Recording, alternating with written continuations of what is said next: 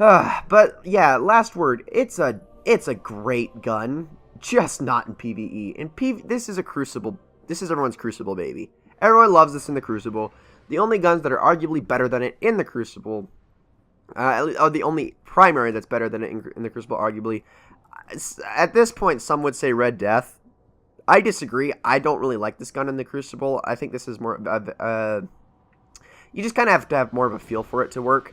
Suros was, but now it sucks. Red Death has basically replaced it because of the auto rifle nerf that came with the patch. So now Red Death is the more effective one, which sucked because I literally got this like a day before that patch rolled out.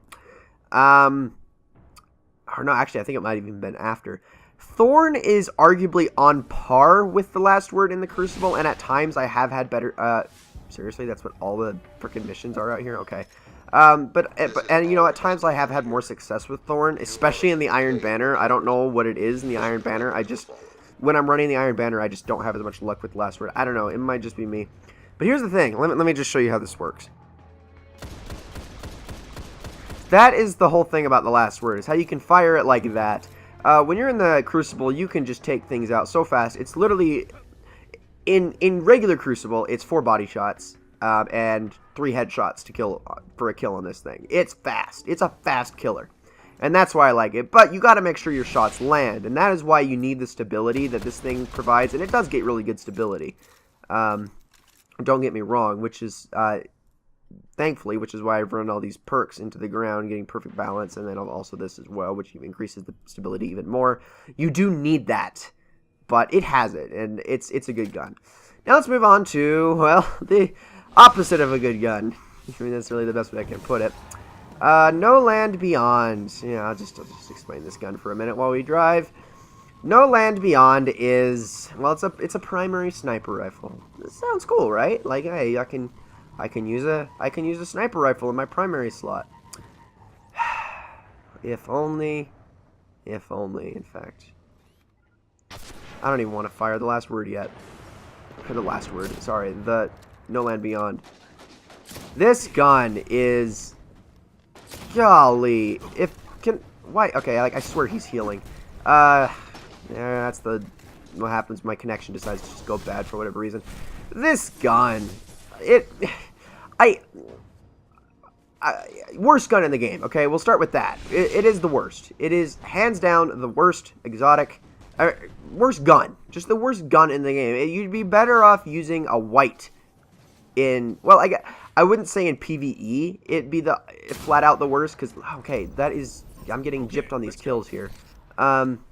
I wouldn't say in PvE it's the worst, obviously, because, you know, it does more damage than, like, the very first gun you'd get in the game. But in PvP, it is the worst. You'd be better off using the cost of the gun that they literally give you in the first, like, 30 seconds of the game. You'd be better off using in PvP. Like, the whole point of the last word, why do I keep saying the last word? The whole point of No Land Beyond at this point is bragging rights. That's like what this gun is. This is the gun where it is so bad that you literally take this gun and you say, look, I got a kill with this gun because I'm awesome. That's the point of this gun. Like, that's what it is. This is a bragging rights gun. It sucks. First of all, terrible sights, okay? It's got kinetic damage. Also sucks. It's got this crap right here. Let me show you. What is this bolt action crap? Don't give me that. That's too slow. No, it's the only sniper rifle in the game that does that. Why do that? That's a terrible idea. Don't do that. I mean, it looks kind of cool. Like, I understand what they're going for here. That, you know, this is from the glory days of, you know, of snipers, and this is why sniping is such an art form and stuff like that. I mean, you have to really be good with it, and blah blah blah, all this bull crap with it. I mean, it's lost potential is what it is. It could be so much more. And the thing is, and I think the thing that frustrates me most about the gun is that Bungie themselves has explicitly stated that they will not better this gun. They will... okay, not that they've explicitly said they won't better this gun, but that they won't change their idea for the gun. And it's like, I'm sorry guys, but your idea for the gun failed. Like, Nobody wants to play this way. Their whole ideology behind the thing, and by the way, look at the ammo capacity. The most I can hold is 12 shots. Yeah, that's great. The whole idea behind this gun is the fact that it is supposed to be kind of your, this is supposed to be, you know, those people that basically run around in Call of Duty and quickscope people? And quickscope people with sniper rifles? This is how, they play this gun like that. That's the point of it. Is that you run around the Crucible, you slide, you shoot, and like that. And I can't believe I actually got that to work. Like, that is the way you are supposed to play with this gun. It's not no, it doesn't work. This is not a game that works in. Especially with the iron sights as terrible as this. Especially with the fact that you don't get a crosshair when you're not zoomed in with a sniper rifle. It just doesn't work that way. I mean, I've known no one to play with No Land Beyond like that. If they do use No Land Beyond, and even for shits and giggles, they use it like a regular sniper rifle. I mean, and then that's the other thing. It has iron sights, but yet you still get the lens flare that you get with the scopes from every other sniper rifle. Also a bad idea. If you took that away, that alone might save the gun a little. Like, if you just took that, it could make it a little bit more fun in PvP, and a little more notorious, in fact. Because then it could be the gun that you can snipe, and unless they can, you know, actually see you, they are screwed. I mean, that would actually make, I think, would save this gun a little bit. But no, it even has that. It even has that problem with it. I mean, it doesn't have anything going for it. Its perks also suck. It has a perk, it has Mulligan, which is one of the most useless perks in the game. You know, a 5% chance of returning a missed shot to your magazine. Yeah, 5%. How often is that going to really work? I mean, I guess with No Land Beyond being as horrible a gun as it is, you will miss quite a bit. So in that case, sure. And then it has the Master, which is supposed to be its big perk. Also, just not a good perk. Basically, a precision shot. Well, here, let me get to it. Precision damage is increased. Kills briefly increase damage against the next target. So, your next shot. That's it. Because this gun is so slow with its bolt action, you get one more shot to make use of it, and that's like it. Like, that's the point of it. Like, look at, I cannot use this gun. And no one can. It's such a bad gun. It really is. No one likes it. It's a bad idea from beginning to end, and I'm sorry. Well, it's not a bad idea necessarily. It's a very poorly implemented idea. I'm sorry, Bungie. You failed on this gun, and I think the one way they could really save it is if they put its impact and damage output higher than Icebreaker.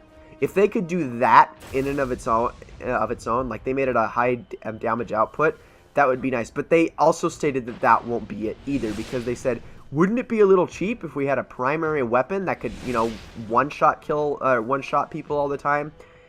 And I understand where they're coming from with that, but at the same time, otherwise this gun's useless.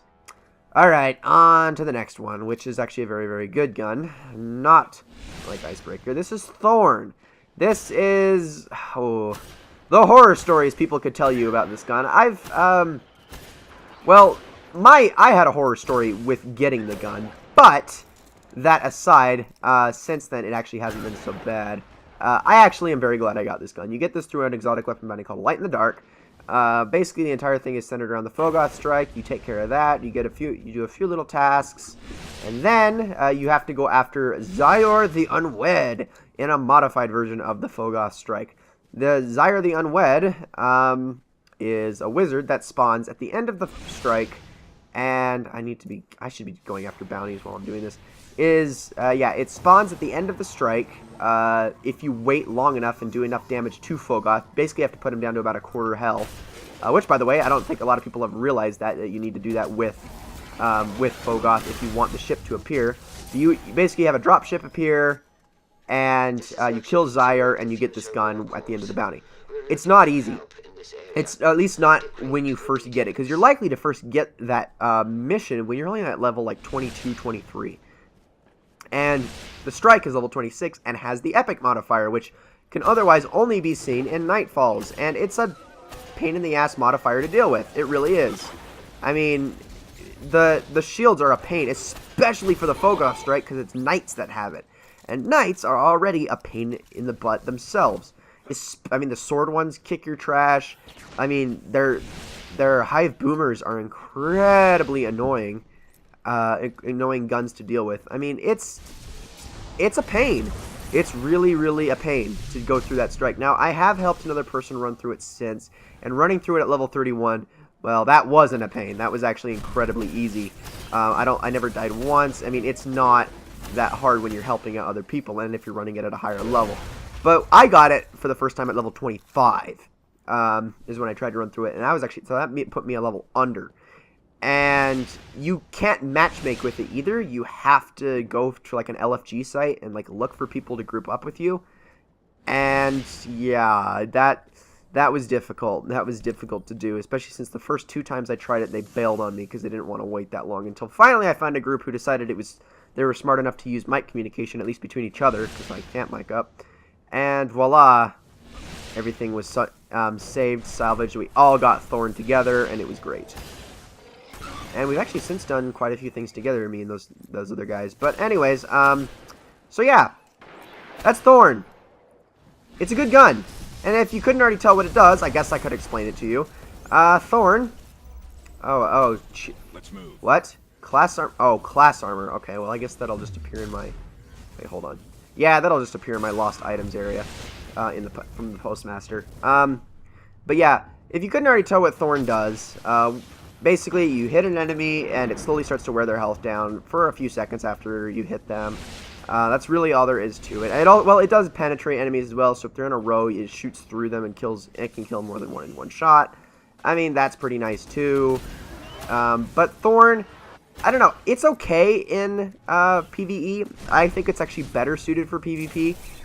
Just because of the, how fast it kills things. It is nice, though. Like, you can just body shot pretty much any enemy, and they go down relatively quickly with Thorn. But, I don't know. I definitely think there are other guns better suited in PvE than Thorn. I would say of the hand cannons, well, it's definitely obviously better than Last Word for PvE, but it's not near as good as Hawkmoon. Is that an Iron Banner symbol up there? Interesting. Anyway, let's move on to the next one. So let's go on. Let's see. Let's talk about Suros for a second. I haven't actually used this gun much, but mostly because Suros is kind of a joke now. Well, it's not a joke. It's still a solid gun, and it's still pretty darn useful in PvE. I mean, I don't think it's gotten any worse in PvE, but in PvP, it's gotten worse for sure. Its damage output... I need to actually be going the other way. Its damage output got decreased quite a bit with the patch.